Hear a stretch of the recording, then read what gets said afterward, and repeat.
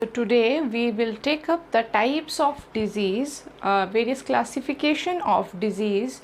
So first the classification which we are going to do is types of disease on the basis of duration, कि उनकी अवधि जो रहती है समय अवधि के तौर पर।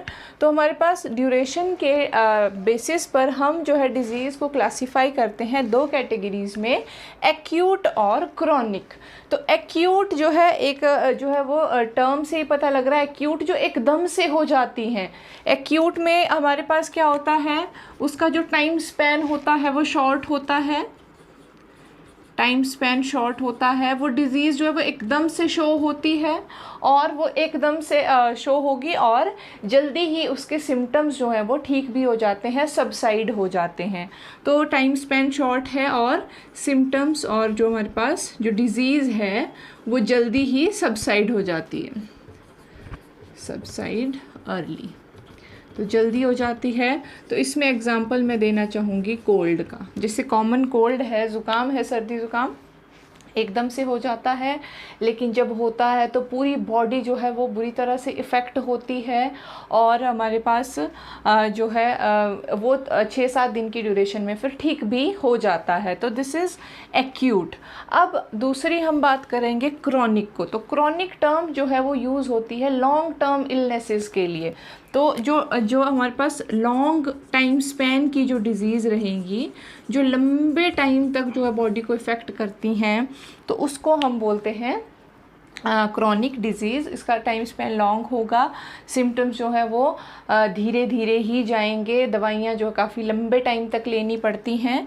तो जैसे इसी में एग्ज़ाम्पल दूँ मैं, जैसे ज़ुकाम है, जब 6-7 दिन में ज़ुकाम जो है वो ठीक हो रहा है तो देन इट्स एक्यूट। लेकिन अगर मान लीजिए ज़ुकाम जो है वो ठीक ही नहीं हो रहा, खांसी जो है वो जा ही नहीं रही है, बहुत हफ्ते हो गए हैं खांसी को, तो इस तरह से हो सकता है कि वो कोई क्रॉनिक प्रॉब्लम की तरफ इशारा कर रहे हो, मींस कि अंदर कोई और क्रॉनिक प्रॉब्लम जो है वो हो गई है। तो जैसे क्रॉनिक में मैं एग्जांपल ले सकती हूँ टीबी का, ट्यूबरक्लोसिस। तो ट्यूबरक्लोसिस जो है वो धीरे धीरे ही जाता है और इसमें जो है काफ़ी ज़्यादा टीबी वैसे बहुत टाइप्स का होता है, लेकिन कॉमनली जैसे पल्मोनरी टीबी की बात करें तो वो खांसी जो है उसका एक इंडिकेशन होता है, और ऐसी खांसी जो लंबे टाइम से जा ही नहीं रही हो। तो लंबे टाइम की जो खांसी होगी उसको हम फिर क्रॉनिक बोलेंगे। अगर कुछ दिनों में खांसी ठीक हो रही है, 6-7 दिन में, जैसे ज़ुकाम का है कॉमन, तो दैट इज़ एक्यूट। लेकिन जब लंबे टाइम तक कोई बीमारी चल रही है तो उसको हम क्रॉनिक कहते हैं। तो ये था हमारे पास एक जो है हमारे पास क्लासिफिकेशन का वे। अब दूसरा जो है हम एक और जो है वो तरीका करेंगे जिस तरह से हम डिज़ीज़ को जो है वो क्लासिफाई करते हैं। सो नेक्स्ट क्लासिफिकेशन जो हम डिज़ीज़ की डिस्कस करने वाले हैं वो है ओरिजिन के बेसिस पर। ओरिजिन के बेसिस पे मतलब जो डिज़ीज़ है वो क्या सिंस बर्थ, जन्म से ही प्रेजेंट है, या फिर हमारा जो लाइफ टाइम है उसमें हमने एक्वायर की हैं। तो हमारे पास जो इसके ओरिजिन के बेसिस पर डिज़ीज़ को हम 2 ब्रॉड कैटेगरीज़ में डिवाइड करते हैं, कॉन्जेनिटल और एक्वायर्ड। तो फर्स्ट हम बात करेंगे कॉन्जेनिटल की। तो कॉन्जेनिटल का मतलब है एनाटॉमिकल और फिजियोलॉजिकल एबनॉर्मेलिटीज सिंस बर्थ। जन्म से ही हमारे पास कोई एनाटॉमिकल का मतलब है इंटरनल जो हमारा बॉडी पार्ट्स हैं, स्ट्रक्चर है, उसमें कोई डिफरेंस है, एबनॉर्मेलिटी है किसी स्ट्रक्चर में।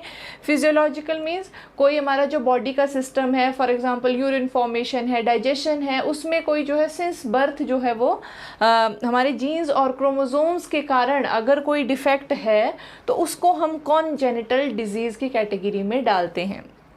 तो इनका कारण क्या हो सकता है? कॉन्जेनिटल जो डिजीज़ हैं उनका कारण हो सकता है जीन म्यूटेशन, जीन्स की mutation, chromosomal aberration. Chromosomal aberration means chromosome का जो स्ट्रक्चर है उसमें डिफरेंस आ गया है। सपोज़ कोई सेगमेंट जो है वो ब्रेक हो गया, कहीं पे कोई सेगमेंट होना चाहिए था वहाँ से वो डिलीट हो गया। तो इस तरह से क्या होगा, जहाँ से वो पोर्शन डिलीट हुआ उस पोर्शन की सारी इन्फॉर्मेशन भी चली गई। तो इसलिए क्या होगा, जो नॉर्मल फंक्शनिंग होगी उस चाइल्ड की बॉडी की वो इफ़ेक्ट हो जाएगी।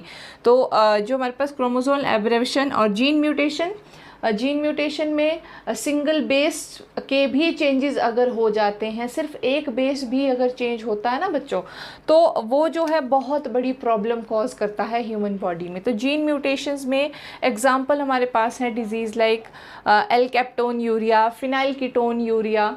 तो उसी तरह से एक हम सिकल सेल अनीमिया की बात करते हैं, तो उसमें क्या होता है, just 1 amino acid has changed. एक अमाइनो एसिड के चेंज होने से आरबीसी का जो स्ट्रक्चर है वो डिफेक्टिव हो जाता है और जो इंडिविजुअल है उसकी जो हेल्थ है बहुत ज़्यादा कॉम्प्रोमाइज़ हो जाती है। तो इस तरह के जो डिफेक्ट हैं जो हमारे जीन्स और क्रोमोसोम्स की वजह से हैं या बाय बर्थ जो है हमारे में प्रेजेंट हैं, उनको कॉन्जेनिटल बोलते हैं। क्रोमोसोमल एब्रेशन में जैसे एग्जांपल हमारे पास है Down syndrome, Klinefelter syndrome, Turner syndrome, बहुत सारे सिंड्रोम जो है आपने जेनेटिक्स वाले चैप्टर में पढ़े होंगे। तो डाउन सिंड्रोम में जैसे it is trisomy of 21st chromosome, एक एक्स्ट्रा क्रोमोसोम हो गया और इतने ज़्यादा चेंजेस जो है वो बॉडी में आ जाते हैं। जैसे मंगोलियन सिंड्रोम आपने पढ़ा होगा डाउन सिंड्रोम में कि उसकी स्किन जो है वो लटकी हुई सी होती है, उसकी मेंटल रिटार्डनेस उसमें होती है। तो ऐसे बहुत सारे फीचर्स। तो these are the congenital disease.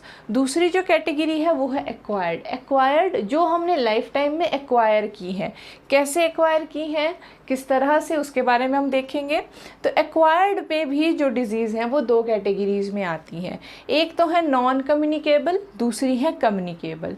तो नॉन कम्युनिकेबल में हम बात करेंगे ऐसी डिजीज़ की जो हमारे लाइफस्टाइल की वजह से या किसी सपोज़ रेडिएशन के एक्सपोज़र से या पोल्यूटेंट्स के एक्सपोज़र की वजह से, इंसेक्टिसाइड पेस्टिसाइड इतने यूज़ होते हैं, उस वजह से बॉडी के सेल्स में कुछ चेंज आ गया और हमारे में वो डिज़ीज़ आ गई।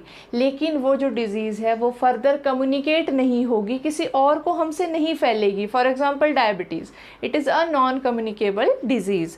दूसरी कैटेगरी है कम्युनिकेबल। नाम से ही पता लग रहा है कम्युनिकेबल, जो कम्युनिकेट करती है, फैलती है एक से दूसरे को, दूसरे से तीसरे को, और ऐसी चेन बनती जाती हैं। तो कम्युनिकेबल डिजीज़ जो है वो हम काफ़ी ज़्यादा डिटेल में करेंगे, क्योंकि ये जो डिज़ीज़ हैं ये फिर कम्युनिटी हेल्थ का विषय बन जाती हैं, क्योंकि कम्युनिकेट होती हैं तो फैलती हैं। जैसे कि सबसे बड़ा एग्जांपल हमारे पास कोरोना का है, तो it is a communicable disease. सिर्फ कम्युनिकेबल डिज़ीज़ होने की वजह से ही उसने क्या किया, पूरी दुनिया को बंद कर दिया हुआ है, तो एक दूसरे को फैलती है। तो इस तरह की जो ट्रांसमिटेबल जो डिज़ीज़ होती हैं वो बहुत ही ज़्यादा डेंजरस जो है वो होती हैं। तो अभी जो है हम इनको एक्वायर्ड वाली कैटेगरी को करेंगे। सो अब हम बात करते हैं एक्वायर्ड डिजीज़ की। एक्वायर्ड डिजीज़ में नॉन कम्युनिकेबल और कम्युनिकेबल 2 कैटेगरीज़ हैं। तो नॉन कम्युनिकेबल जो है उनको हम नॉन इन्फेक्शियस डिजीज़ भी कहते हैं, नॉन इन्फेक्शियस। तो जाहिर सी बात है, अब जो है कम्युनिकेबल को हम क्या कहेंगे, इन्फेक्शियस, जो एक दूसरे से फैलती हैं। कम्युनिकेबल के बारे में बाद में बात करेंगे। फर्स्ट हम जो है बात करेंगे नॉन कम्युनिकेबल डिजीज़ के बारे में। तो नॉन कम्युनिकेबल डिजीज़ का क्या है, ये क्या करती हैं, they remain confined to the person who develops the disease. जिसमें ये डिज़ीज़ हैं ये उसी में कन्फाइंड रहती हैं, उसी को इफ़ेक्ट करती हैं, दूसरों में ये नहीं फैलती हैं, has the name non communicable. तो हमारे पास जो नॉन कम्युनिकेबल डिज़ीज़ हैं ये भी हमारे पास फर्दर जो है 4 और 5 टाइप्स की हैं, 5 टाइप्स की। तो क्या क्या है ये, क्या क्या कैटेगरीज़ में हमने इनको डिवाइड किया है। सबसे फर्स्ट कैटेगरी है ऑर्गेनिक और डीजेनरेटिव डिज़ीज़। तो ऑर्गेनिक और डीजेनरेटिव डिजीज़ से हमारा क्या तात्पर्य है। ऑर्गेनिक डीजेनरेटिव मीन्स कोई ऑर्गन अगर डीजेनरेट होना शुरू हो गया है, इंटरनली बहुत सारे फैक्टर्स होते हैं, बहुत सारे ट्रिगर्स होते हैं, न्यूट्रिशन होता है, कई बार स्ट्रेस होता है, lack of sleep, lack of rest, lack of exercise, कई फैक्टर्स हो सकते हैं। तो ऑर्गन्स जो है वो डीजेनरेट होना शुरू हो जाते हैं, तो उनको हम डालते हैं कैटेगरी में ऑर्गेनिक और डीजेनरेटिव डिजीज़ की। फिर दूसरी हमारे पास है डेफिशिएंसी डिजीज़। डेफिशिएंसी डिजीज़ नाम से पता लग रहा है कोई न्यूट्रिएंट जो है वो हमारे फूड में मिसिंग है, उस वजह से जो है डिजीज़ हो जाती हैं। और बहुत सारी ऐसी डिजीज़ हैं, आप बचपन से उनके बारे में पढ़ते आए हैं, हम कुछ एग्जांपल्स यहाँ पे करेंगे। फिर है हाइपोसिक्रीशन और हाइपर सिक्रीशन ऑफ हार्मोन्स। ये वाली जो चीज़ है वो बहुत कॉमन हो चुकी है। आजकल का जो लाइफस्टाइल है, जो हमारा फूड है वो बहुत ज़्यादा पेस्टिसाइड्स वाला है, तो इस तरह से जो हमारी जो हवा है वो जो है साफ़ नहीं है, प्योर एयर नहीं है, लाइफ में स्ट्रेस बहुत है, उस वजह से क्या है जो हार्मोनल जो बैलेंस है हमारा वो गड़बड़ा जाता है। तो बाकी भी कई फैक्टर्स हो सकते हैं। उस वजह से क्या होता है, कई बार कोई हार्मोन जो है उसकी सिक्रीशन जो है वो बहुत बढ़ जाती है, कभी कोई है बहुत ज़्यादा घट जाती है। तो उसके कारण क्या होता है, हमारे पास कई डिसऑर्डर्स जो है वो बॉडी में अपीयर हो जाते हैं। फिर एलर्जीज़ हैं, वेरी वेरी कॉमन। हर पर्सन, आप मैक्सिमम आजकल देखोगे हर पर्सन को किसी ना किसी चीज़ से एलर्जी है। अगेन रीजंस वही हैं, ट्रिगर्स वही हैं। जो प्योर जो है फूड नहीं है और एनवायरनमेंट प्योर नहीं है, तो एलर्जीज़ जो है इतनी कॉमन है कि आपको किसी भी चीज़ से एलर्जी होता क्या है, बेसिकली जो हमारा इम्यून सिस्टम है उसका एक इम्प्रॉपर रिस्पॉन्स होता है। अदरवाइज़ वो चीज़ जो है हमारी बॉडी के लिए डेंजरस नहीं होती, लेकिन इम्यून सिस्टम उसको गलती से डेंजरस मान लेता है। तो एलर्जीज़ जो है सरसों का तेल जैसी नॉर्मल चीज़ जो होती है उससे भी एलर्जी हो सकती है। पीनट से एलर्जी होती है लोगों को, जो है ग्रेन से, वीट से एलर्जी, गेहूं से एलर्जी हो जाती है। Anything it can be, dust, pollen, spores, किसी भी चीज़ से एलर्जी हो सकती है। फिर है कैंसर, बहुत ड्रेडफुल डिजीज़, और इसका जो है कोई सटीक और अच्छा इलाज जो है अभी तक पॉसिबल नहीं है। इलाज है लेकिन वो सिर्फ इनिशियल स्टेजेस पर, और वो भी काफ़ी ज़्यादा डेंजरस ही, कि जिसको कहेंगे रेडिएशन थेरेपीज़ होती हैं, तो उससे बॉडी जो है बहुत टाइम तक उबर नहीं पाती है। तो इस तरह से ये कुछ हमारे पास है नॉन कम्युनिकेबल डिजीज़। तो सबसे पहले हम बात करेंगे ऑर्गेनिक में। तो एग्जांपल्स जो है डिजनरेट होने का, जैसे फॉर एग्जांपल हार्ट, हमारे पास साइलेंट हार्ट अटैक की प्रॉब्लम आजकल बहुत बढ़ गई है। तो साइलेंट हार्ट अटैक में क्या होता है, हार्ट का टिश्यू जो है वो धीरे धीरे कमज़ोर होता जा रहा है, या ब्लड वेसल जो है वो ब्लॉक हो गई हैं, उस वजह से खून का जो सर्कुलेशन है वो नहीं हो पाता है। तो इसमें जैसे हार्ट अटैक्स हो गए डिजीज़ में, फिर उसके बाद एपिलेप्सी, मिर्गी जिसको हम बोलते हैं, तो इसमें भी क्या होता है, जो ब्रेन का टिश्यू होता है वो जो है इफ़ेक्ट होना शुरू हो जाता है, जिस वजह से बॉडी से कंट्रोल जो है वो लूज़ हो जाता है। तो एपिलेप्सी हो गया। उसी तरह से हम किडनी की डिजनरेशन का जो है वो एग्जांपल्स पढ़ते रहते हैं कि किडनी फेल हो गई, इस तरह से। तो ये सारी जो है वो डिजनरेटिव डिजीज़ हैं। डेफिशिएंसी डिजीज़ में जैसे फॉर एग्ज़ाम्पल सबसे कॉमन स्कर्वी, विटामिन सी की जो है कमी के कारण ये डिज़ीज़ होती है, स्कर्वी। फिर उसी तरह से क्वाशियोरकर,